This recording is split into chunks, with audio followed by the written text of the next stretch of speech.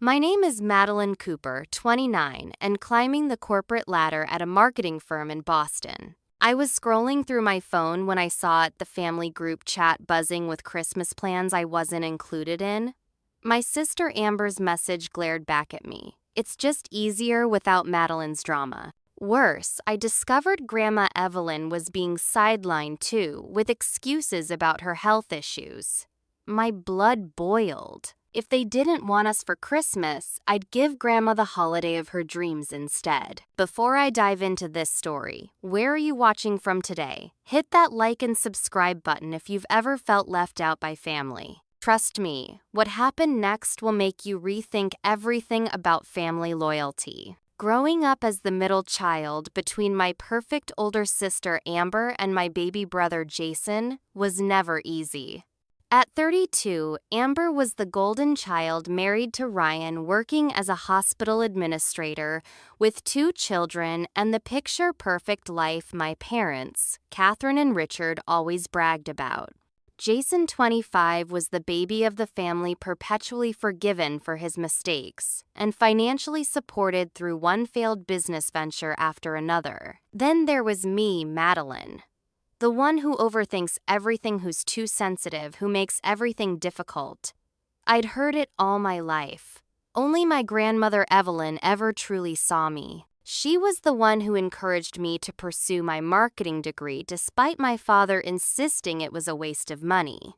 She attended my college graduation when my parents chose to attend Jason's baseball tournament instead. She was the first to congratulate me when I got promoted to senior marketing executive last year. Our family had been drifting apart for the past 3 years, ever since I moved to Boston for my dream job. My mother called it running away from family responsibilities. I called it building my own life. The distance grew when Jason came to me asking for a $30,000 loan for his new cryptocurrency startup. I refused, suggesting he create a proper business plan and approach a bank instead. That made me unsupportive and selfish, according to my parents. But the real breaking point happened at last year's Christmas gathering. After too many eggnogs, Amber's husband Ryan cornered me in the kitchen, putting his hand on my waist and whispering how I'd filled out nicely since college. When I pushed him away and loudly called him out, the family acted like I was the problem. Amber accused me of trying to ruin her marriage. My mother suggested I'd misunderstood his friendly gesture. My father told me to stop causing scenes. I left early that night, driving back to Boston through a snowstorm, tears freezing on my cheeks. I thought things couldn't get worse until 3 months ago when I discovered my parents had secretly sold our family vacation cabin in Vermont, the place where Grandma and Grandpa had taught me to fish, where I'd written my college application essays, where I'd always felt most at peace. The cabin that was supposed to be shared among all 3 children someday. They sold it to fund Jason's newest business idea without consulting Amber or me. When I called my mother to confront her about it, her words cut deeper than any knife. You've always been difficult, Madeline. Always questioning everything, never just accepting things the way they are. Maybe Christmas will be peaceful for once without your drama. I was speechless. After 30 seconds of silence, I simply hung up. No arguing, no crying, just emptiness. That same evening, I called Grandma Evelyn. At 78, she was still sharp as a tack, living independently in her small house in Connecticut. We spoke every Sunday without fail, but this call was different. Her voice sounded smaller somehow. I'm not coming to Christmas either, dear, she told me. They think I'm too frail to handle all the excitement. Catherine says I'd be more comfortable at home. Are you too frail, Grandma? I asked, already knowing the answer. I still do my water aerobics 3 times a week, she chuckled. And I just replanted all my garden beds by myself. But her voice trailed off sometimes. I think they see me as a burden now. That's when an idea sparked in my mind, wild, impulsive, and absolutely perfect. Grandma, I asked, have you ever been to Paris? Paris? She sounded surprised. No, dear. Your grandfather and I always talked about going someday, but there was always something more important: the children, the house bills to pay. Why do you ask? Because I said feeling more excited than I had in years, I think it's time we had our own Christmas celebration. In Paris. First class, all the way. Her stunned silence, followed by a girlish giggle, was all the answer I needed. I threw myself into planning our Paris adventure with the same intensity I applied to my biggest marketing campaigns. I had a healthy amount saved up, plus a stockpile of airline miles from business travel. First-class tickets would be expensive, but Grandma Evelyn deserved nothing less for her first international flight at 78. I researched accessible luxury accommodations, knowing Grandma could walk just fine but tired more quickly these days. I found a boutique hotel near the Eiffel Tower, with an elevator surprisingly rare, in Parisian buildings and spacious rooms. I created a special itinerary, highlighting all the places Grandma had mentioned, wanting to see the Eiffel Tower, Notre Dame, the Louvre Montmartre. Each night after work, I'd stay up researching restaurants that served traditional French cuisine, museums with the best accessibility, and Christmas markets we could explore. I wanted this to be the trip of a lifetime for Grandma, not just an escape from family drama. 2 weeks before our departure date, I received a furious call from my sister Amber. "What the hell do you think you're doing?" she demanded, without even saying hello. "Excuse me," I replied, genuinely confused. "Taking Grandma to Paris? Are you insane? She's 78 years old." My stomach dropped. I hadn't told anyone in the family about our plans except Grandma. "How did you even know about that?" "Grandma's been looking at Paris travel guides on her iPad," Amber said. "Her Facebook searches are showing up in my feed since I help manage her account." Of course. Amber had insisted on setting up Grandma's social media accounts years ago, claiming she wanted to help Grandma stay connected. In reality, it was just another way to monitor and control her. "We're having an emergency family meeting tonight," Amber continued. "Without you, obviously." This is exactly the kind of selfish, attention-seeking behavior that makes every family gathering so difficult. I wanted to scream to remind her that I wasn't even invited to their Christmas gathering in the first place, but I knew it wouldn't make any difference. That night, while the emergency family meeting was happening, I received a tearful call from Grandma. "Oh, Madeline," she sobbed.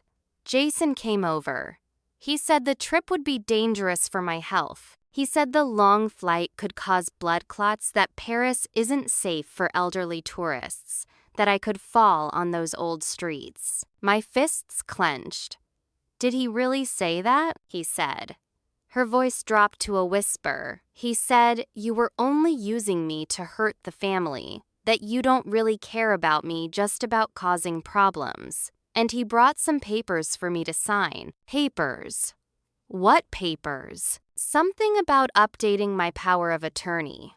He said it was to protect me from making impulsive decisions." I didn't sign anything but Madeline. It was so upsetting. I was in my car and driving to Connecticut before we even ended the call. The 90-minute drive gave me plenty of time to simmer in my anger. By the time I arrived at Grandma's house, Jason's car was still in the driveway. I found them in the living room, Jason sitting too close to Grandma on the sofa, a stack of legal documents on the coffee table between them. "What the hell is this?" I demanded, snatching up the papers. Jason jumped to his feet. "This is none of your business, Madeline. It became my business when you made Grandma cry." I skimmed the documents, my marketing-trained eye quickly picking out the key points. "This isn't just a power of attorney. This is transferring financial control of Grandma's accounts to you and Mom. It's for her protection," Jason insisted. "She's elderly. She could be taken advantage of." "By who? Me? Because I want to take her on a trip she's excited about." "A trip she can't afford," Jason shouted. "I'm paying for the trip," I said. Not that it's any of your business, but I'm using my savings and airline miles. She doesn't need to be gallivanting around Europe at her age, Jason continued, but I noticed he wouldn't meet my eyes. This isn't about her age, I realized aloud. This is about money. You don't want her spending her money on traveling because you want it for yourself. Jason's face flushed red. That's ridiculous. Is it because I've noticed your new car? And those designer shoes? Last I heard your cryptocurrency venture had failed. Where's that money coming from, Jason? I work hard. At what job exactly? Grandma gasped from the sofa. Jason, have you been taking money from my accounts? His silence was the only answer we needed. Get out, I said, my voice deadly calm. Get out of Grandma's house right now, or I swear I'll call the police and report elder financial abuse. After Jason slammed out of the house, I sat beside Grandma, holding her trembling hands. I had no idea, she whispered. I never check my bank statements. Catherine said she'd handle all that for me after your grandfather passed. It's not your fault, I assured her. But maybe we should look at those statements now. That night, we discovered Jason had been making small but regular withdrawals from Grandma's accounts for over a year, totaling nearly $20,000. Do you still want to go to Paris? I asked her, worried the family drama might have ruined our plans. Grandma straightened her shoulders, a determined gleam in her eyes. More than ever. I'm not as fragile as they think. Let's show them. The next morning, I took Grandma Evelyn to see her doctor. We needed to address Jason's claims about health risks head-on.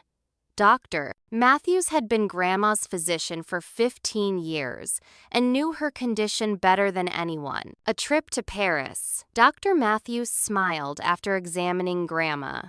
I don't see any reason why not. You're in excellent health for a woman of any age, Evelyn, let alone 78. Your blood pressure is controlled, your mobility is good.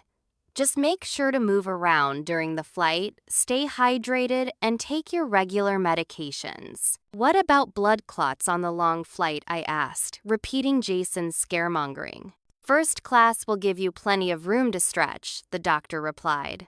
Plus, we can prescribe compression stockings as a precaution. I'll also give you a note for TSA about your medications. We left the doctor's office with medical clearance compression stockings and a travel medication schedule. I immediately booked comprehensive travel medical insurance just to be extra safe. I had just settled back at my desk at work when my phone rang. It was my boss, Patricia. Madeline, can you come to my office, please? Patricia's expression was concerned as I took a seat across from her desk. I received a concerning call this morning, she began. From your mother. My heart sank. My mother called you. She said there's a family emergency requiring your immediate attention. Something about your grandmother being manipulated into a dangerous situation. She asked if we could deny your vacation request for next week. I closed my eyes, embarrassment and rage washing over me in equal measure. There's no emergency, I said, opening my eyes to meet Patricia's gaze directly. My grandmother and I are taking a trip to Paris together. My family doesn't approve because they weren't consulted. That's the entire situation. Patricia studied me for a moment. I figured it might be something like that. Family dynamics can be complicated. I'm so sorry she bothered you with this, I said. It's completely unprofessional. Don't worry about it, Patricia waved away my concern. Your vacation time is approved, your projects are covered. Enjoy Paris. Just bring me back some good chocolate. When I called Grandma to tell her about my mother's interference at my workplace, she wasn't surprised. They've been busy, she sighed. Your Aunt Linda called to tell me how irresponsible I'm being.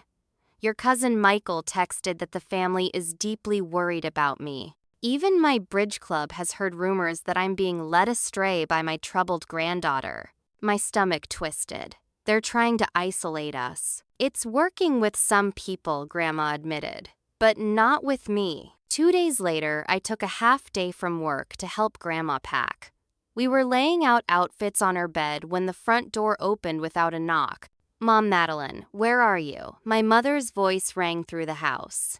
My father was right behind her as they entered the bedroom. His face was flushed with anger. This has gone far enough, he announced.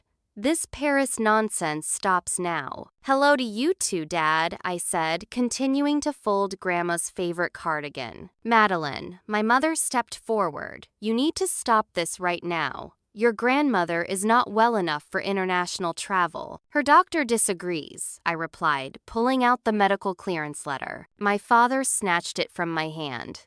Doctors don't know everything. Richard Grandma's voice was surprisingly stern. Give that back immediately. My father ignored her. Madeline, I'm only going to say this once. If you go through with this selfish stunt, you can consider yourself cut out of the will. No more family support, no inheritance, nothing. I laughed, though there was no humor in it. Family support. When have you ever supported me? And I've been financially independent since graduation. This trip will kill your grandmother, my mother exclaimed dramatically. Do you want that on your conscience? Catherine Grandma's sharp tone silenced the room. That's quite enough. I'm standing right here, perfectly healthy and fully capable of making my own decisions. Mom, my mother's tone turned syrupy sweet. You're not thinking clearly. You've always been a homebody. This sudden desire to travel is concerning. Actually, Grandma said, walking to her closet, it's not sudden at all.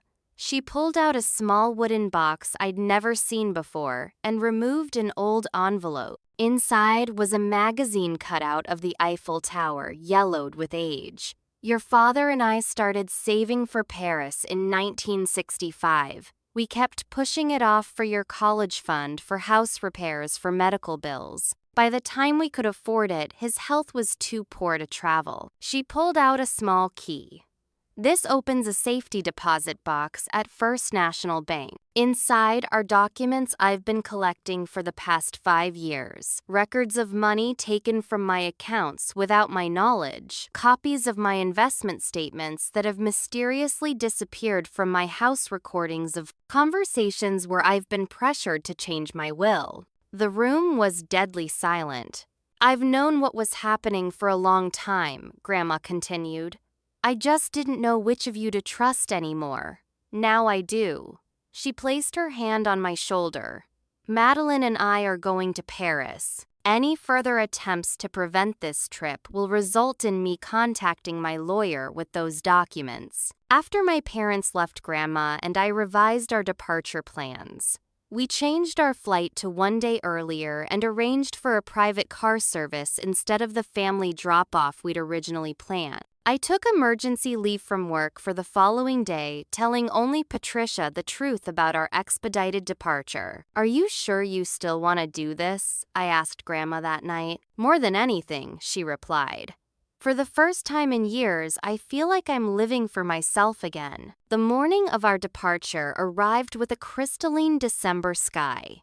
I arrived at Grandma's house at 6 a.m., 3 hours before our car service was scheduled to arrive. We had everything planned, meticulously passports and travel wallets, medications organized, and documented comfortable travel clothes laid out. I have something for you, Grandma said, handing me a small gift-wrapped box. Inside was a vintage silk scarf with a Parisian scene hand-painted across it. It was my grandmother's, she explained, eyes misting. She bought it on her honeymoon in Paris in 1908. It's one of the few family heirlooms I've managed to keep hidden away. I carefully wrapped it around my neck, the silk cool and smooth against my skin. It's beautiful, Grandma. I'll treasure it. We were just finishing breakfast when the doorbell rang. I checked my watch. Our car wasn't due for another hour. I opened the door to find my sister Amber and our cousin Rachel standing on the porch, bright smiles plastered across their faces. Surprise, Amber chirped. We're here to help you get to the airport. I blocked the doorway. Our car service isn't coming until 10. We canceled it, Rachel explained, pushing past me into the house. Family should help family. No need to waste money on a car service. Amber followed her in. "Where's Grandma? We brought coffee and pastries for everyone." My instincts screamed that something was wrong. Amber hadn't spoken to me directly in months, and now she was bringing breakfast. I found Rachel in the kitchen, setting down a drink carrier with 4 coffee cups. Grandma was looking confused but pleased by the sudden visit. "How thoughtful," Grandma said, reaching for one of the coffees. "Wait," I said, stepping between them. "Grandma, can I talk to you privately for a moment?" In the hallway, I whispered, "Something's not right. They canceled our car without asking us. They've never supported this trip. Why are they suddenly being helpful?" Grandma's eyes widened in understanding. "You're right. What should we do?" "Grab your essential documents and medication," I whispered. "I'll handle them." When I returned to the kitchen, Rachel was accidentally spilling coffee across the counter and directly onto Grandma's passport, which had been sitting in its travel wallet. "Oh no," Rachel exclaimed with exaggerated dismay. "I'm so clumsy. Your passport is soaked." "What a shame," Amber added, not sounding very sorry at all. "You can't travel with a damaged passport. Guess you'll have to postpone your trip until after Christmas." I should have been furious, but instead I felt an odd sense of calm. "Actually, that's Grandma's old passport." Both their faces fell. "She got it renewed recently," I continued smoothly. "The new one is safely packed away." That was a lie, but it bought me time to text our original car service and explain the situation. They agreed to send a different car 15 minutes earlier than planned. Outside, I heard raised voices. Through the window, I saw Amber arguing with a man I didn't recognize. "What's happening out there?" I asked. "Oh," Rachel said casually, "that's the driver we arranged."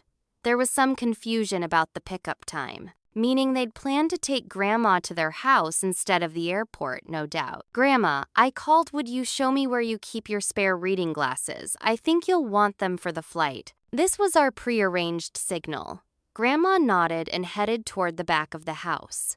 I followed, grabbing her real passport from the side table as we passed. In her bedroom, Grandma pulled out her second valid passport, the one she'd recently renewed, but kept as a backup in her safe. My clever grandmother had anticipated something like this. "The car will be here in 10 minutes, I whispered. "Let's slip out the back door while they're distracted." Carrying only our essential carry-on items, we crept through the laundry room and out the back door while Amber continued arguing with their fake driver. My phone vibrated with a text. Our real driver was around the corner. We hurried down the side path, ducking behind hedges until we reached the neighboring street where our actual car was waiting. As we settled into the back seat, my phone exploded with calls and texts from Amber, Rachel, Jason, and my parents. I blocked their numbers one by one. "Are you okay, Grandma?" I asked, noticing her hands trembling slightly. "I'm angry," she admitted, "and sad, but mostly I'm determined. Let's not let them ruin this for us." The journey to the airport was tense. I kept checking the rearview mirror, half expecting to see my family's cars in pursuit. Grandma sat quietly beside me, occasionally squeezing my hand. "I never thought my own children and grandchildren would go to such lengths to control me," she said softly. "It makes me wonder how long they've seen me as nothing more than an inconvenience or a checkbook." "Not all of us," I reminded her. "I see you as the amazing, strong woman you are. The one who taught me to stand up for myself." At the airport, the first-class treatment began immediately. We were escorted to a private check-in area, our luggage was handled for us, and we were guided through an expedited security line. Grandma's eyes widened at each special touch. "I've never been treated like this before," she whispered as we settled into the first-class lounge to wait for our flight. "Get used to it," I grinned. This is just the beginning. As we finally boarded the plane, I watched Grandma sink into her spacious first-class seat with a look of wonder on her face. Her eyes filled with tears. "Nobody's cared what I wanted in years," she said, voice catching. "This is just the beginning, Grandma," I promised, taking her hand. Just the beginning. Our phones buzzed simultaneously with new messages. Without looking, we switched them to airplane mode and turned to each other with matching smiles of relief. We were free. The flight to Paris was everything I'd hoped it would be for Grandma. The first-class cabin crew doted on her bringing extra pillows and checking frequently if she needed anything. The chief flight attendant, Sophia, was particularly attentive after I quietly explained our situation. My grandmother ran away from Paris during the war, Sophia confided. She always said everyone should see Paris at least once in their lifetime. I'll make sure your grandmother's first visit is special. True to her word, Sophia brought us extra desserts, gave Grandma a tour of the galley, and even arranged for the captain to come greet her personally. "This is better than I ever imagined," Grandma whispered as she sipped champagne and watched the clouds drift by below us. "I feel like a movie star." I relaxed for the first time in weeks, letting the luxury and distance soothe my frayed nerves. By the time we began our descent into Paris, I felt like a different person from the angry, hurt woman who had discovered the family's Christmas betrayal. Charles de Gaulle Airport was decked in Christmas decorations with elegant white lights and sophisticated holiday displays. The private transfer I'd arranged was waiting a sleek black Mercedes, with a driver holding a sign reading Madam Evelyn Cooper VIP. Grandma's eyes widened. "Is that for us?" "Only the best for you," I smiled. As we drove through the streets of Paris, Grandma pressed her face to the window like a child gasping at each famous landmark we passed. When the Eiffel Tower came into view, illuminated against the twilight sky, she clasped her hands over her mouth. "Oh, Madeline," she breathed. "It's really real." Our hotel was a restored 19th century building, with a discreet entrance on a quiet street near the Seine. The facade was classic Parisian architecture, with wrought iron balconies and window boxes, while the interior had been modernized with every luxury. The manager greeted us personally. "Mesdames Cooper, welcome to Hotel Saint-Germain. We are honored to have you staying with us for Christmas." Our adjoining suites were on the 4th floor with balconies overlooking a charming courtyard. Grandma's room had been specially prepared with fresh flowers, a fruit basket, and a handwritten welcome note. The bathroom was fully accessible with grab bars discreetly installed exactly as I'd requested. "I could live here forever," Grandma declared, running her hand over the silky bedspread. After unpacking and freshening up, we ventured out for our first Parisian dinner. I'd researched carefully and found a small family-owned restaurant just 3 blocks from our hotel, far from the tourist traps. The owner, Marcel, greeted us at the door and led us to a prime table by the window. When he learned it was Grandma's first visit to Paris and her lifelong dream, he disappeared into the kitchen and returned with the chef. "For Madame, I will prepare a special menu," Chef Antoine declared. A proper introduction to French cuisine. The meal that followed was beyond anything we could have imagined. Each course was presented with a story: the origin of the recipe, the region where the ingredients were sourced, the wine pairing selected specifically to complement the flavors. Chef Antoine emerged after each course to gauge Grandma's reaction, beaming with pride at her obvious delight. As we raised our glasses of champagne for a toast, Grandma's eyes sparkled in the candlelight. "To a Christmas worth remembering," she said. To new traditions, I added. We clinked glasses and sipped the bubbly liquid, everything perfect in that moment, until my phone buzzed with a notification from my banking app. I ignored it at first, not wanting to break the spell of our perfect evening, but when it buzzed 3 more times in succession, I excused myself to check. My stomach dropped as I read the alerts. My accounts had been temporarily frozen pending investigation of suspicious activity. A call had been placed reporting potential elder exploitation. I stepped outside the restaurant to call my bank hands shaking with anger and disbelief. After 20 minutes on hold and being transferred 3 times, I finally reached someone who could explain the situation. We received a report from family members concerned about large transactions related to international travel, the bank representative explained. Given the amount and the claim that an elderly person might be exploited, we're required to investigate. The elderly person is my grandmother who is here with me voluntarily, I said through clenched teeth. I have medical clearance letters, her passport, everything to prove this is legitimate. I understand, Miss Cooper, but the investigation process takes 3 to 5 business days. Given that it's nearly Christmas, it might be longer. I ended the call and leaned against the wall, fighting back tears of frustration. My parents had really done it. They'd cut off my financial access while we were in a foreign country. My phone rang again. It was Stephanie, my best friend from college. "Maddie, what the hell is going on?" she asked, without preamble.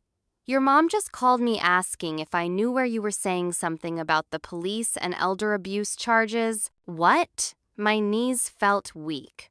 "They're threatening to call the police. They're telling everyone you've had some kind of breakdown and kidnapped your grandmother," Stephanie continued. "They're calling everyone we know from college, your old roommates, even that guy you dated sophomore year. It's a full-on smear campaign." I thanked Stephanie for the warning and returned to our table, trying to compose myself.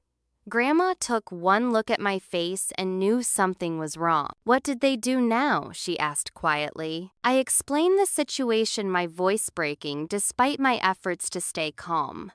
"I don't know what to do, Grandma. My accounts are frozen. They're telling people I kidnapped you. They might even try to involve the French police." I expected her to be frightened or upset. Instead, she straightened her shoulders and called for the check. "We're going back to the hotel right now," she said with surprising authority. "I need to make some calls." Back in her suite, Grandma retrieved a small address book from her purse and dialed a number from memory. "Harold, it's Evelyn Cooper." "Yes, I know what time it is in Connecticut. I need your help." Harold Turner, as it turned out, had been my grandparents' attorney for over 40 years. Though semi-retired, he still handled Grandma's affairs personally. Grandma put the call on speaker and efficiently explained our situation. Then she dropped a bombshell I never saw coming. "I need you to wire $50,000 from my private account to Madeline's travel card," she instructed. "Private account?" I whispered, confused. Grandma muted the call briefly. "I've been preparing for something like this for years, dear. Did you think I'd leave all my money where Catherine and Richard could access it?" After unmuting, she continued giving Harold precise instructions about contacting my bank, documenting the family's false reports, and preparing legal countermeasures if needed. When the call ended, I stared at my grandmother in amazement. This wasn't the gentle, somewhat passive woman I'd thought I knew. This was a strategic, decisive person who had clearly been playing chess while the rest of the family was playing checkers. "Don't look so surprised," Grandma chuckled at my expression. "Before I was just a grandmother. I ran your grandfather's construction business for 15 years while he was ill. I negotiated contracts, managed payroll, and outmaneuvered competitors who thought they could take advantage of a little lady." "Why didn't I know this about you?" I asked, feeling like I was seeing her clearly for the first time. "No one asked," she said simply. "After your grandfather died, your mother took over managing my affairs. She found it more convenient if I was just a sweet old lady who needed help. And her voice faltered slightly. I was tired of fighting, so I let them believe what they wanted." She took my hands in hers. "But I'm not tired anymore, Madeline. And I'm not going to let them ruin this trip for us." Within an hour, my travel card had been loaded with emergency funds, and Harold had already begun the process of contacting my bank with documentation, proving the trip was legitimate. By the next morning, I had access to enough money to continue our trip without interruption. As we settled in for the night, I realized our relationship had fundamentally changed. We were no longer just grandmother and granddaughter.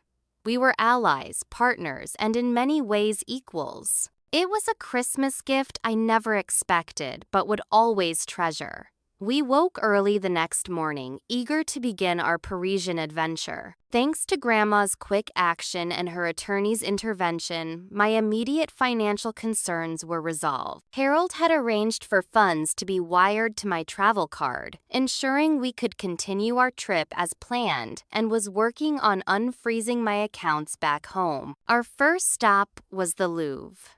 I'd arranged for a private early morning tour before the museum opened to the general public. Our guide Isabel was an art history professor who specialized in making art accessible to everyone. Most tours rushed to see the Mona Lisa and missed the true treasures she confided as she led us through nearly empty galleries. Today we will see the soul of the Louvre. For 2 hours, we wandered through the vast museum as Isabel shared not just historical facts, but personal stories about the artists and their subjects. She noticed Grandma's interest in the French Impressionists and adjusted our tour to include more works by Monet, Renoir, and Degas. My grandmother wanted to be an artist, I explained to Isabel when Grandma stepped away briefly. Then we must visit Montmartre tomorrow, Isabel insisted. It is where the artist's soul of Paris still lives. After the Louvre, we took a taxi to a famous patisserie near the Opera House for afternoon tea. The elegant salon was decorated for Christmas with subtle gold and crystal ornaments, live piano music filling the air. We were seated at a window table watching Parisians and tourists stream by as we savored delicate pastries and fragrant tea. I never imagined such luxury, Grandma said carefully, breaking off a piece of her millefeuille. Your grandfather and I were always so practical. We saved for the children's education, for retirement, for emergencies. We never just indulged. Tell me more about your dream of becoming an artist, I prompted. Her eyes lit up. I was quite good, you know. My art teacher in high school wanted me to apply to art school in New York. But my parents said it wasn't practical, that I'd never make a living. So I went to secretarial school instead, met your grandfather, and that was that. Did you ever regret it? She was quiet for a moment.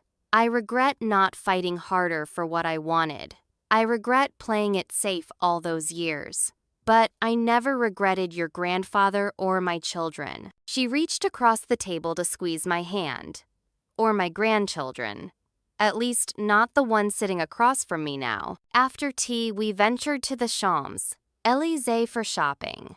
The famous avenue was transformed for Christmas, with trees wrapped in white lights and elegant decorations in shop windows.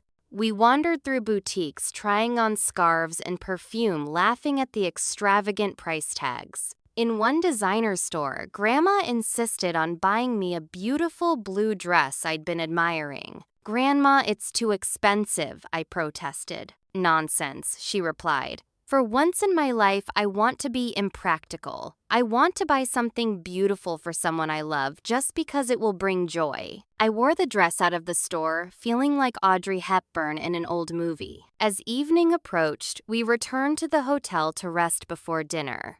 In the lobby, my heart stopped at the sight of 4 familiar figures standing at the reception desk: Amber, Jason, and my parents. There they are. Amber pointed dramatically as she spotted us. My father spun around, his face thunderous. Madeline, what have you done? Grandma gripped my arm tightly. How did they find us? I suddenly remembered I'd made our hotel reservation months ago, before all the family drama erupted. I'd even shared our itinerary with Amber back then, when I still thought we were on speaking terms. Miss Cooper, the hotel manager approached with concern, is everything all right? These people claim to be your family, but they seem upset. They are my family, I confirmed, but they weren't invited to join us. My mother pushed forward. We've come to take my mother home. She's not well enough for this ridiculous adventure. I'm perfectly well, Catherine, Grandma said firmly. Mom, Amber stepped forward, tears in her eyes. We're worried about you. This isn't like you at all. We've contacted the American Embassy, Jason added loudly, causing other guests in the lobby to turn and stare. They're sending someone to help us resolve this situation. Resolve what situation? I demanded. Grandma is here willingly. She's a fully competent adult who can travel wherever she chooses. She's elderly and confused, my father announced. And you've manipulated her for your own selfish purposes. The hotel staff were beginning to look concerned. A security guard had appeared near the entrance, watching our confrontation carefully. Perhaps we should continue this discussion somewhere more private, the manager suggested diplomatically. As we moved toward a small meeting room off the lobby, Grandma suddenly swayed on her feet, her face paling. I feel dizzy, she whispered, grabbing for my arm. See? My mother exclaimed triumphantly. She's not well. This trip is too much for her. The hotel manager called for assistance. Within minutes, Grandma was seated in a comfortable chair with a glass of water, a concerned staff member taking her pulse. Should we call for medical assistance? The manager asked. Yes, my father said immediately. No, I countered.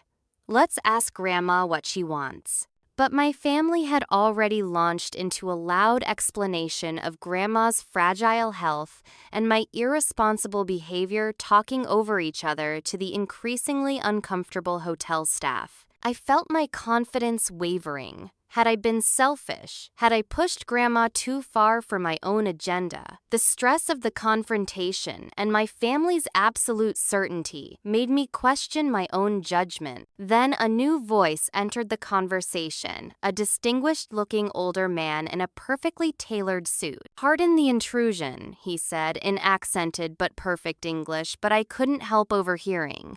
I am Philippe Marceau, the general manager of Hotel Saint-Germain. He turned to Grandma with a gentle smile. Madame, are you unwell? Would you like us to call a doctor? I'm just overwhelmed, Grandma admitted, and tired. The stress of seeing my family here unexpectedly. Ah, Philippe nodded understanding, dawning in his eyes. He glanced between all of us, then made a decisive gesture. Please let us continue this discussion in my private office, where Madame can be comfortable. In his tastefully appointed office, Philippe arranged for tea to be brought and ensured Grandma had the most comfortable chair. Once we were all settled, he addressed us with quiet authority. If I may speak frankly, he began, this situation reminds me very much of my own family. My mother, like Madame Cooper, was a strong woman whose children sometimes forgot she was an adult capable of making her own decisions. He turned to my parents. You are concerned for your mother's welfare.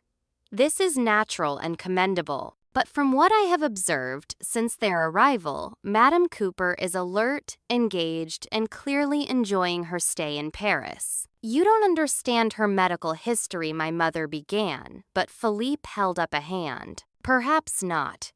But I do understand French law regarding the rights of visitors to our country. Unless you have legal documentation proving Madame Cooper is not competent to make her own decisions, she is free to stay as our guest for as long as she wishes. My father puffed up indignantly. Now see here. Additionally, Philippe continued smoothly. Creating a disturbance in my hotel could be considered harassment under French law. I would hate to involve the authorities in what should be a private family matter. His message was clear: back off or face potential legal consequences. Now, he said, rising to his feet, I propose we resolve this situation civilly. I have arranged a private salon where your family can speak privately. Our hotel doctor is available to examine Madame Cooper if she wishes to address any health concerns. And tomorrow, perhaps when everyone has rested, you might enjoy a family dinner in our restaurant to discuss matters calmly. It wasn't a perfect solution, but it was a diplomatic one that neither side could reasonably reject. My family reluctantly agreed to return to their hotel. They'd booked rooms across town, thankfully, and meet us for dinner the following evening. As they left, Philippe turned to us with a sympathetic smile. My mother visited Paris for the first time when she was 75, he confided. It changed her life. She said she finally felt free to be herself, not just someone's mother or grandmother. He bowed slightly. I hope you find the same joy in our city, Madame Cooper. After he left us, Grandma reached for my hand. Thank you for not giving up on me or our trip. Never, I promised. But are you really okay? That dizzy spell? Stress and jet lag, she assured me. And perhaps a reminder that I'm not 20 anymore. But I'm far from the invalid they make me out to be. That night, as we rested in our rooms, I reflected on how quickly our perfect Paris adventure had been complicated by my family's arrival. But perhaps it was inevitable the issues between us were too deep to be solved by simply running away even to the most beautiful city in the world. Tomorrow would bring a confrontation I'd been avoiding for years. But for the first time, I felt ready to face it with Grandma standing strong beside me. The morning after our family's dramatic arrival in Paris, Grandma and I needed to regroup. Over breakfast in our hotel suite, we connected with Harold Turner via video call to update him on the situation and seek advice. They don't have any legal standing, Harold assured us, adjusting his glasses as he peered at us through the screen. Evelyn is fully competent, as her recent medical examinations confirm, and free to travel wherever she pleases. But they're threatening to involve the American embassy, I said, still worried. An empty threat, Harold scoffed. The embassy doesn't intervene in family vacations. However, given what's transpired, I think it's time we moved forward with the changes we discussed. Grandma nodded resolutely.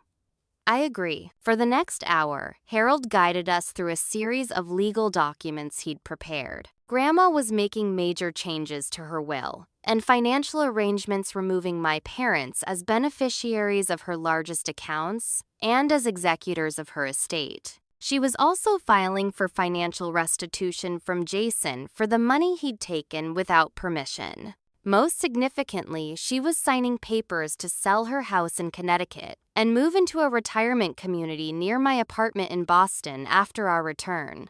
Are you sure about all this, Grandma? I asked as she signed the last document. It's a lot of change at once. I've never been more certain, she replied firmly. I should have done this years ago, but I was afraid of upsetting the family balance.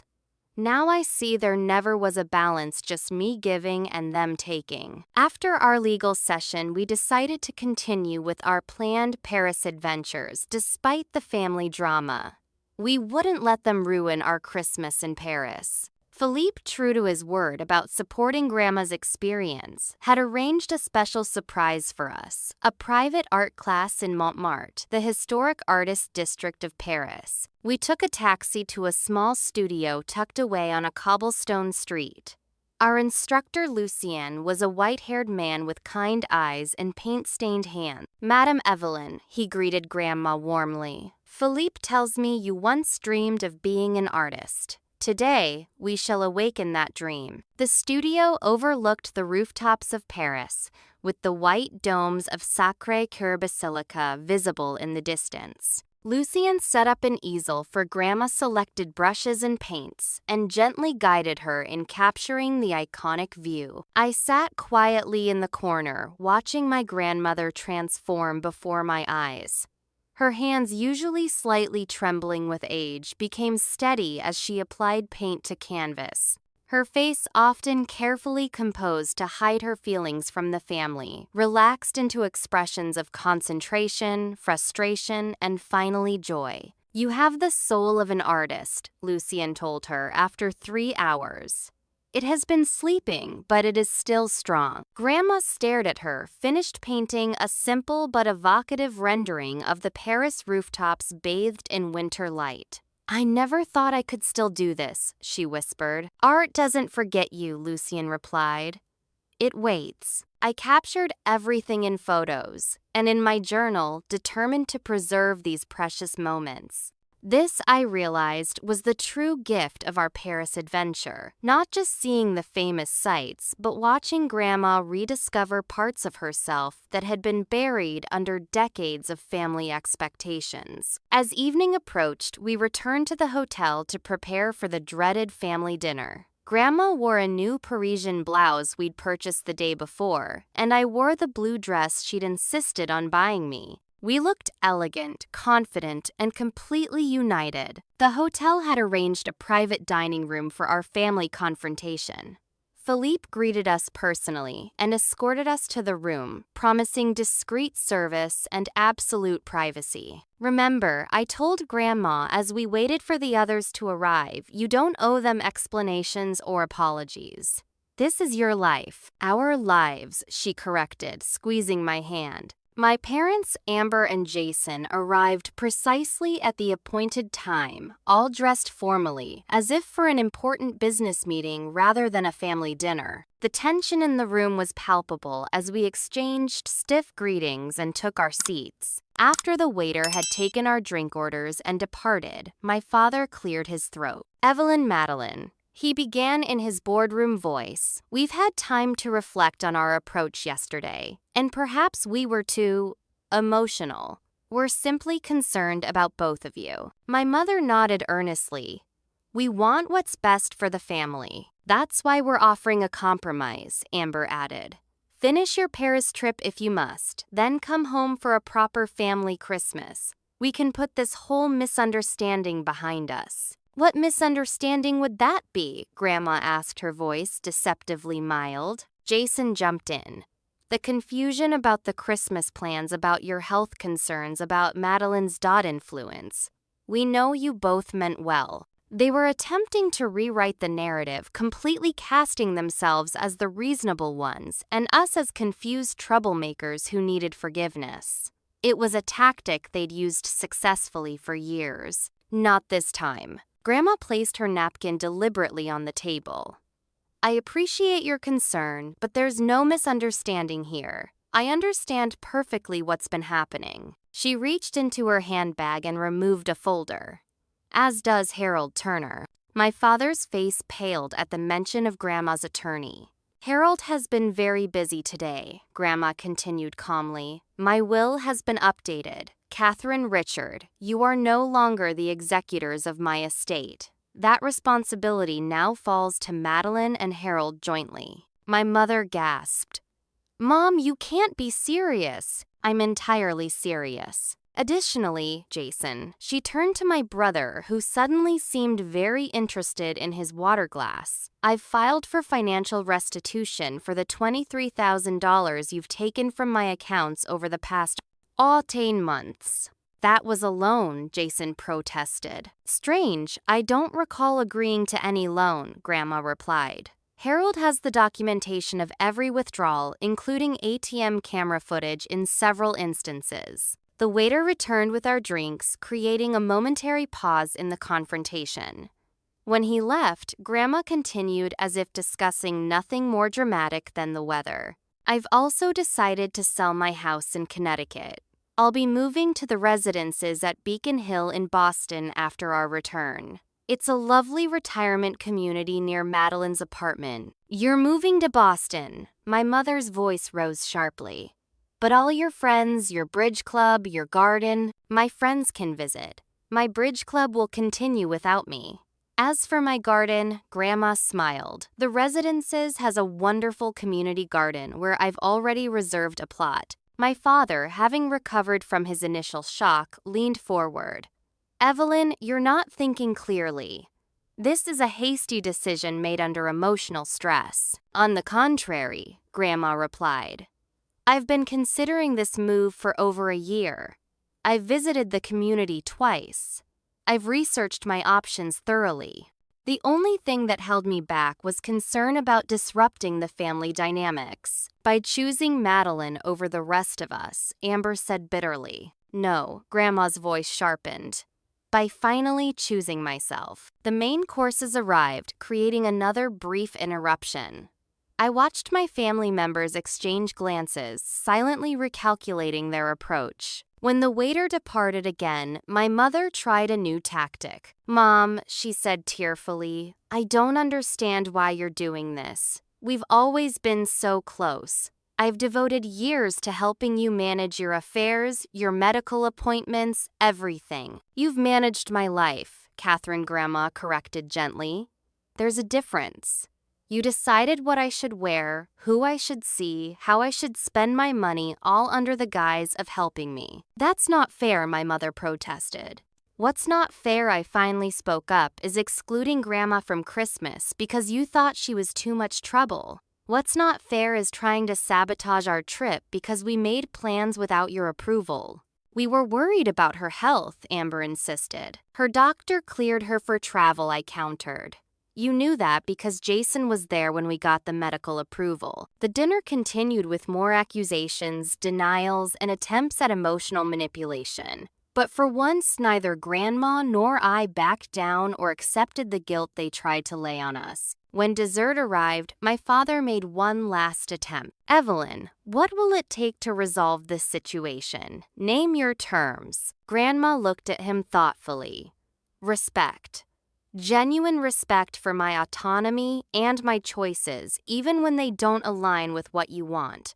The same respect you'd give any other adult. And, in acknowledgement of the financial deception, I added firmly." My father looked like he'd swallowed something sour. My mother dabbed at her eyes with her napkin. Jason stared at his plate. Surprisingly, it was Amber who broke the silence. "I'm sorry," she said quietly. "I'm sorry we excluded you both from Christmas. That was cruel, and I knew it was wrong even as we were planning it." The genuine apology caught us all by surprise. "Thank you, Amber," Grandma said softly. The dinner ended without a complete resolution, but with the first honest conversation our family had shared in years. As they prepared to leave, I was surprised to see my mother approach Grandma with uncertainty in her eyes. "Would it be all right if I called you tomorrow?" she asked. "Just to talk." "I'd like that," Grandma replied. We watched them leave, the dynamic between us fundamentally altered. Grandma was no longer the easily manipulated elderly mother. I was no longer the difficult middle child who could be dismissed. Together, we had changed the family narrative. "Are you okay?" I asked Grandma as we returned to our rooms. "Better than okay," she smiled. "For the first time in years, I feel like myself again. Not just someone's mother or grandmother, but Evelyn Cooper, artist, traveler, decision maker." I hugged her tightly, knowing this was the true gift of our Paris Christmas. Not the sights or the luxuries, but the reclaiming of our authentic selves. Christmas Eve in Paris dawned clear and cold, the winter sunlight casting a golden glow over the city. After the emotional intensity of the previous day's confrontation with my family, Grandma and I decided to fully embrace the magic of a Parisian Christmas. We began with a leisurely breakfast at a cafe near our hotel, indulging in buttery croissants and rich hot chocolate. The cafe was decorated with subtle holiday touches, pine branches with red berries, tiny white lights, and elegant glass ornaments. "This is how I always imagined Christmas could be," Grandma said, looking around at the tasteful decorations. "Beautiful without being overwhelming." Our first destination was the Christmas market along the Champs-Élysées. The famous avenue had been transformed into a winter wonderland, with wooden chalets selling everything from handcrafted ornaments to regional delicacies. The air was filled with the scents of mulled wine, roasting chestnuts, and sweet pastries. We wandered from stall to stall, buying small gifts for ourselves and each other. A hand-knitted scarf for Grandma, a leather-bound journal for me, and gourmet chocolate for us both. Street musicians played traditional French Christmas carols, adding to the festive atmosphere. I never knew Christmas could feel so peaceful, I admitted, as we sat on a bench watching children ride a traditional carousel. In our family, it was always about performance, having the perfect decorations, the perfect gifts, the perfect family harmony, even when we were all miserable underneath. "Your mother learned that from me, I'm afraid," Grandma sighed. I was so determined to create picture-perfect holidays that I never stopped to enjoy them myself. In the afternoon, we visited Notre Dame Cathedral. Though still partially under reconstruction after the devastating fire years earlier, the ancient cathedral retained its majestic presence. We joined a small tour group to see the portions that had been restored and learn about the ongoing preservation efforts. As twilight fell, the Christmas lights of Paris began to sparkle. We made our way to the Eiffel Tower, which was illuminated with special holiday lighting that made it seem to shimmer against the darkening sky. I'd arranged a surprise for Grandma, a professional photography session with the illuminated tower as our backdrop. The photographer Matthew posed us in various locations, capturing images of us laughing together, admiring the view, and embracing in the glow of the iconic landmark. "These will be my most treasured possessions," Grandma declared as she reviewed the digital previews on Matthew's camera. Proof that dreams really do come true, even if you have to wait 78 years. We were returning to our hotel to rest before midnight mass when my phone rang with an unfamiliar number. To my surprise, it was Ruth Matthews, my parents' longtime friend from Connecticut. "Madeline, it's Ruth. Your mother doesn't know I'm calling, but I thought you and Evelyn should know some things that might help you understand." Intrigued, I put the call on speaker so Grandma could hear. "I've known your family for over 40 years, Ruth began. "I was there when your mother was a young woman with dreams of her own. Did you know she wanted to be a concert pianist? She was talented too." "I had no idea," I admitted, glancing at Grandma, who nodded confirmation. "She gave it up when she met your father.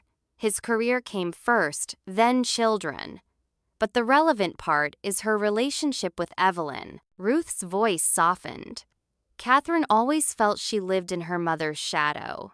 Evelyn was this force of nature, beautiful, capable, respected in the community and business world. Catherine felt she could never measure up, so she went in the opposite direction, becoming the perfect homemaker instead." "But I always supported Catherine's choices," Grandma protested. "You did," Ruth agreed, "but your very competence made her feel inadequate. And Madeline, you've always reminded Catherine of Evelyn, your independence, your ambition, even the way you speak. You're so like your grandmother that it triggers all Catherine's old insecurities." "That doesn't excuse how they've treated us," I said, though my anger had begun to temper with understanding. "No, it doesn't," Ruth acknowledged. "I'm not defending their actions, just offering context. Families are complicated, wounds get passed down through generations. But I believe there's still hope for healing if you're all willing to see each other clearly, without the old patterns." After thanking Ruth for her insight, Grandma and I sat in thoughtful silence. "I never realized Catherine felt that way," Grandma finally said. "I was so busy proving myself in a man's world that I didn't see how it affected her. And I never understood Mom beyond her role as my critical parent," I admitted. "It's strange to think of her as someone with her own disappointments and insecurities." "Understanding doesn't mean we have to accept mistreatment," Grandma reminded me. "But it does help me feel compassion rather than just anger." As we prepared for midnight mass, there was a knock at my hotel room door. I opened it to find Amber standing alone in the hallway, looking uncharacteristically uncertain. "May I come in?" she asked quietly. I hesitated, then stepped aside to let her enter.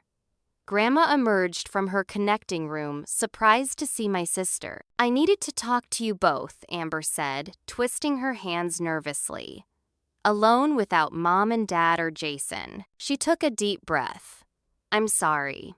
Truly sorry. Not just for the Christmas exclusion, but for years of going along with how the family treated you both." Tears filled her eyes. "My marriage is failing. Ryan has been having affairs for years. Our perfect life is a facade held together with designer clothes and social media posts. I'm drowning in debt because I've been trying to keep up appearances." "Oh," Amber Grandma moved to embrace her. "I was jealous," Amber admitted, looking at me over Grandma's shoulder. "You seem so free, Madeline. You built your own life without caring what anyone thought. I've spent my entire life caring what everyone thought, and where has it gotten me?" For the first time since we were children, I saw my sister clearly not as the perfect golden child, but as a wounded woman trapped in a life that wasn't making her happy. "What are you going to do?" I asked. "I don't know yet," she confessed. "But watching you both stand up to the family yesterday made me realize I have choices too." She wiped away tears. I want us to be real sisters again, Maddie. Not competitors, not enemies. Sisters. The sincerity in her voice touched something in me I thought had died long ago. The part that had always looked up to my big sister, that had craved her approval and love. I'd like that, I said softly. It won't happen overnight, but I'd like to try. Would you mind if I joined you for midnight mass? Amber asked hesitantly. I don't want to intrude on your plans, but I don't want to be alone tonight either. Of course you can join us, Grandma answered, before I could, giving me a gentle look that reminded me of her earlier words about forgiveness. As we walked to the ancient church for midnight mass, Grandma shared her wisdom with both of us. Forgiveness doesn't mean allowing more hurt, she said. It means releasing the power that past hurts have over you. I regret not setting boundaries sooner in my life, not valuing myself enough to stand up for my own needs. But it's never too late to learn. The cathedral was packed with locals and tourists alike, the air heavy with incense and anticipation. As the ancient service began, I found myself reflecting on the strange journey that had brought us here from exclusion and hurt to this moment of tentative new beginnings. My phone vibrated in my pocket. It was a text message from my mother, Merry Christmas, Madeline. I hope we can talk soon. Really talk. I showed it to Grandma, who smiled and patted my hand. Second chances, she whispered. With conditions. After the service, we had a late supper at our hotel's restaurant. Amber joined us, and to my surprise, it wasn't awkward or tense. We reminisced about childhood, Christmases, shared stories Grandma had never heard, and even managed to laugh together. As we raised our glasses in a toast, Grandma offered the perfect sentiment for the moment, to new beginnings, honest relationships, and the family we're still becoming. For the first time in years, I felt a fragile peace settling over my relationship with my sister, and a cautious hope for what might be possible with the rest of the family. It wasn't the Christmas I had planned, but perhaps it was the one we all needed. Christmas Day dawned in Paris, with a light dusting of snow transforming the city into a winter postcard. Grandma and I exchanged gifts in my suite, having arranged for room service to bring a special holiday breakfast. This is for you, I said, handing Grandma a carefully wrapped package. Inside was a leather-bound album containing the photographs from our Eiffel Tower session already printed and arranged chronologically to tell the story of our Paris adventure. Oh, Madeline, she breathed, turning the pages slowly. This is the most beautiful gift. Our memories preserved forever. There's more, I smiled, pointing to the back section of the album.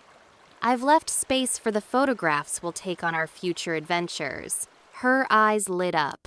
Future adventures. I was thinking maybe Italy next Christmas, or perhaps Spain in the spring. Grandma's answering smile was radiant.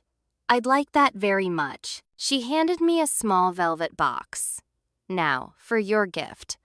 This isn't something I purchased here. I've been carrying it with me, waiting for the right moment. I opened the box to find a delicate vintage ring with a small diamond flanked by sapphires. I recognized it immediately from old photographs. Your wedding ring? I whispered. My original one, yes. Before your grandfather could afford the larger diamond for our 10th anniversary. She took my hand.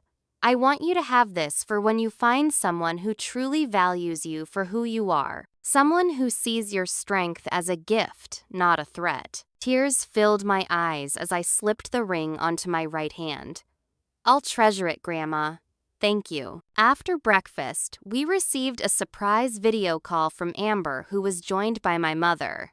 The conversation was tentative but warmer than any we'd had in years. My father could be heard in the background, still reluctant but making an effort to engage. Jason was notably absent, having returned to Connecticut after the confrontational dinner, but my mother assured us he was thinking about things. When my mother asked about our return date, Grandma surprised me by saying, "Actually, we've decided to extend our stay for another week."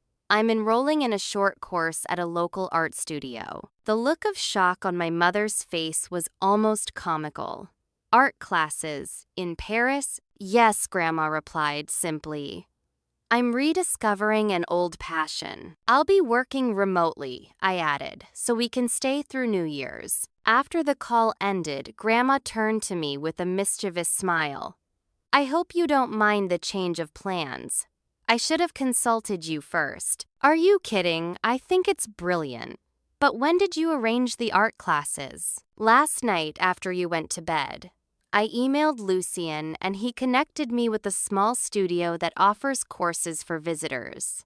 I start tomorrow. We spent Christmas Day exploring Paris at a leisurely pace, stopping to admire holiday displays and taking time to simply absorb the atmosphere of the city. For dinner, we joined a special Christmas feast at a local restaurant where we were adopted by a large French family who insisted we share their table rather than dine alone on the holiday. The following week unfolded like a dream. While I worked from our hotel in the mornings, Grandma attended her art classes, returning each afternoon with new sketches and paintings, her face glowing with creative satisfaction. In the evenings, we explored different neighborhoods, discovered hidden restaurants, and made plans for Grandma's move to Boston. Our extended family kept a respectful distance but maintained contact. Amber joined us for dinner twice more before returning to the States, each meeting bringing us closer to a genuine reconnection. My mother called every other day, her tone gradually shifting from defensive to genuinely curious about our experiences. When we finally returned home in early January, we landed to a changed reality. Harold had expedited the paperwork for Grandma's move, and her house in Connecticut was already on the market. My parents had finally accepted that the changes were happening, though they were still adjusting to the new dynamic. We scheduled a family meeting for the weekend after our return with clear boundaries and expectations established in advance. Harold attended as Grandma's advocate, ensuring the conversation remained productive and respectful. I'm not asking for apologies or dwelling on past hurts, Grandma stated clearly. I'm asking for respect going forward. My decisions are my own to make. I welcome advice when I ask for it, but not control disguised as concern. My father always practical focused on the logistical aspects of Grandma's move. My mother vacillated between acceptance and emotional appeals, still struggling with the shift in their relationship. I think we all need professional help to rebuild trust, I suggested. Family therapy would give us neutral ground to work through these patterns. To my surprise, everyone agreed, though, with varying degrees of enthusiasm. Jason, still facing the consequences of his financial deception, was the most resistant but eventually conceded under the collective family pressure. 6 months later, the landscape of our family had fundamentally changed. Grandma was flourishing in her new apartment near my place in Boston. She'd joined an art group, made new friends in her retirement community, and even had her Paris-inspired paintings featured in a local gallery show. Some family relationships were healing slowly. My mother visited monthly, gradually learning to relate to Grandma as an equal rather than someone to manage. My father, after initial resistance, found he enjoyed his visits to Boston, particularly the restaurant scene and Red Sox games I took him to. Jason remained the most distant, still working through the legal and financial consequences of his actions. But even he had begun to show signs of genuine reflection and remorse. Amber's life had taken a dramatic turn. She'd filed for divorce from Ryan, moved into a smaller house, and started working with a therapist to address her financial habits and need for external validation. Our relationship had grown stronger through her changes, with weekly sister dinners becoming our new tradition. My own life had expanded in unexpected ways. The confidence I'd gained standing up to my family translated to my career, resulting in a significant promotion. I'd even started dating someone who respected my independence and found my close relationship with Grandma endearing rather than threatening. One evening in June, as Grandma and I sat on my apartment balcony watching the sunset, she reflected on our journey. "Sometimes the greatest gift is discovering your own worth," she said, sketching the skyline in her ever-present notebook. "Our Paris Christmas showed me who truly supported me and who just wanted to control me." "Do you ever regret the family upheaval it caused?" I asked. "Not for a moment," she replied firmly. "The upheaval was necessary. You can't build something honest on a foundation of manipulation and control. We needed to break those patterns to create something healthier." When Christmas approached again, I decided to host the family gathering in my home. The invitation was selective. Only those who had shown respect and growth over the past year were included. It wasn't about punishment, but about establishing and maintaining healthy boundaries. The gathering was smaller than traditional family. Christmas is of the past, but infinitely warmer and more genuine. Grandma proudly displayed her Paris-inspired paintings on my walls. My mother brought handmade decorations instead of store-bought perfection. Amber created a photo slideshow of family memories that celebrated our connections without whitewashing our challenges. As I looked around at our imperfect but healing family, I thought about how differently things might have turned out if I hadn't made that impulsive decision to take Grandma to Paris when we were excluded from the family Christmas. On my mantle sat my favorite photograph from our trip, Grandma and me laughing together against the backdrop of the illuminated Eiffel Tower snow beginning to fall around us. Beside it was a hand-painted sign Grandma had made for me. "Sometimes the best traditions are the ones we create ourselves." In that moment, I realized that what had begun as an act of defiance had become a profound journey of rediscovery, not just of Paris, but of ourselves, and what family could truly be when built on respect rather than obligation. So what about you? Have you ever had to create your own traditions when family plans didn't work out? Or have you experienced a turning point that completely changed your family dynamics? I'd love to hear your stories in the comments below. If this story resonated with you, please like and subscribe to hear more family journey stories. And if you know someone who might need inspiration to stand up for themselves this holiday season, share this video with them. Thank you for listening to our Paris adventure. May your own holidays be filled with authentic connections and the courage to create the traditions that truly bring you joy. Happy holidays, everyone!